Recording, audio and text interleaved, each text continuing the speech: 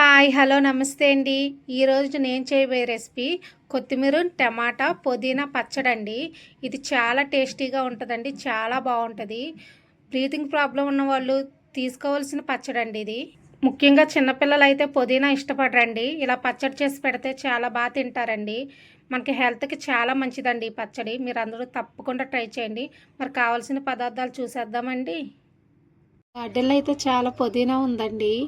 పుదీనా కొత్తిమీర టమాటా అయితే పచ్చడి చేద్దాం. పుదీనా అంతా కోసేస్తానండి. పుదీనా అయితే కట్ చేస్తానండి. మరి కొత్తిమీర పుదీనా టమాటా పచ్చిమిర్చి వేసి పచ్చడి చేసుకుందామండి. ఇది చాలా టేస్టీగా ఉంటుంది. ఇవన్నీ కూడా ఉప్పు నీటిలో వేసుకుందామండి కట్ చేసుకుని. ఆకుకూరలు ఎప్పుడూ కూడా కట్ చేసి ఉప్పు నీటిలో వేస్తే కెమికల్స్ ఏమైనా ఉంటే పోతాయండి. స్టవ్ మీద ఆయిల్ పెట్టానండి. ఆయిల్ అయితే కాగిపోయింది. ఎల్లుల్లిపాయలండి, జీలకర్ర అండి, పచ్చిమిరపకాయలండి కట్ చేసి వేసుకోండి, లేదంటే పేలుతాయే.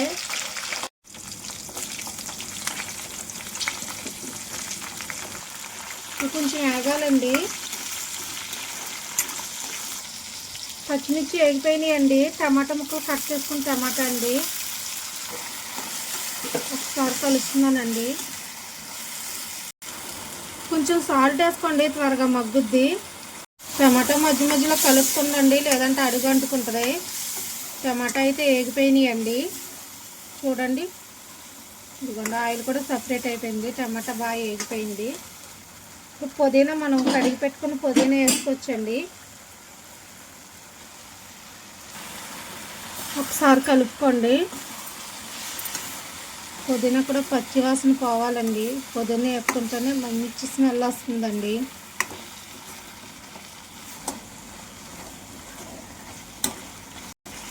పుదీనా అయితే వేగిపోయిందండి. చూడండి, దగ్గరికి వచ్చేసింది. కొత్తిమీర వేసుకుందామండి. ఇప్పుడు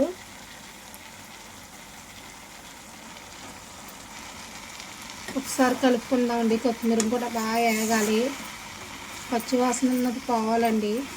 మనం వేపుకుంటేనే మంచి స్మెల్ వస్తుందండి. ఎప్పుడు పచ్చడి అయితే తప్పకుండా ట్రై చేయండి. రైస్లోకి, చపాతీలోకి, ఇడ్లీ దోశలోకి కూడా చాలా బాగుంటుందండి. ఇంకా అయితే వేగాలండి కొత్తిమీర. చూడండి, మీరు టమాటా కానీ పచ్చిమిర్చి కానీ మీరు తీసుకున్న క్వాంటిటీకి తగ్గట్టు తీసుకోండి. ఈ ఆకుకూర ఎంత ఉందో దానికి తగ్గట్టు తీసుకోండి, లేదంటే టేస్ట్ బాగోదండి. ఈ వాటర్ అంతా ఇంకిపోవాలండి. ఏగిపోయిందండి, దగ్గరికి ఏగిపోయింది. స్టవ్ ఆఫ్ చేసేసి చల్లారాక అప్పుడు మనం మిక్సీ పెట్టుకుందామండి. చల్లారిపోయిందండి పూర్తిగాను. ఇప్పుడు మనం మిక్సీ పెట్టుకుందామండి. చల్లారిపోయిందండి. మీరు వేడిగా కానీ పెడితే చేదు వస్తుందండి. బాగా చల్లారాలండి. మొత్తం చల్లారిపోయింది. ఇప్పుడు మిక్సీ పెట్టేసుకుందాం. మనం మిక్సీ జార్ తీసుకున్నానండి.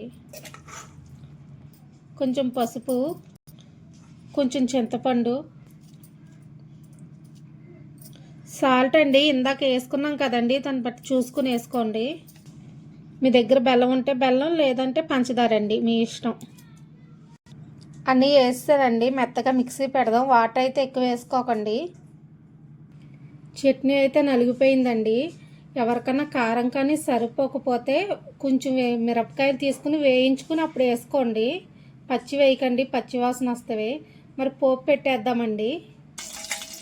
ఆయిల్ పెట్టానండి. ఆయిల్ కాగిపోయింది. ఆవాలండి, జీలకర్ర, వెల్లుల్లిపాయలండి. వెల్లుల్లిపాయలు తినకపోతే మానేయండి, తిన్న వాళ్ళు అందరూ కూడా వేసుకోండి. వెల్లుల్లిపాయల వల్ల మంచి ఫ్లేవర్ వస్తుందండి, మంచి టేస్ట్ వస్తుంది. వెల్లుల్లి వేగుతుందండి. కొంచెం మినప్పప్పు, మీకు ఇష్టమైతే శనగపప్పు కూడా వేసుకోండి.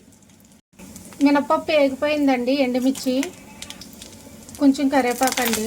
వేగిపోయిందండి. కొంచెం ఇంగు వేసుకోండి, చాలా టేస్ట్గా ఉంటుంది, మంచి ఫ్లేవర్ వస్తుందండి. పోపు వేస్తేనండి. స్టవ్ అయితే ఆఫ్ చేసేస్తున్నాను. ఆరోగ్యానికి ఎంతో మేలు చేసే కొత్తిమీర పుదీనా టమాటా పచ్చడి రెడీ చేసేనండి. ఇది ఆరోగ్యానికి చాలా మంచిదండి. ముఖ్యంగా బ్రీతింగ్ ప్రాబ్లం ఉన్న వాళ్ళు అయితే తీసుకోవాల్సిన పచ్చడి అండి. మీరు అందరూ తప్పకుండా ట్రై చేయండి. చాలా సింపుల్ అండి, చాలా బాగా వస్తుందండి. ఖచ్చితంగా ట్రై చేయండి. వేడి వేడి అన్నంలో ఈ పచ్చడి వేసుకుని తింటే చాలా బాగుంటుందండి. మా వీడియో నచ్చితే లైక్ చేయండి, షేర్ చేయండి, సబ్స్క్రైబ్ చేయండి. Bye bye.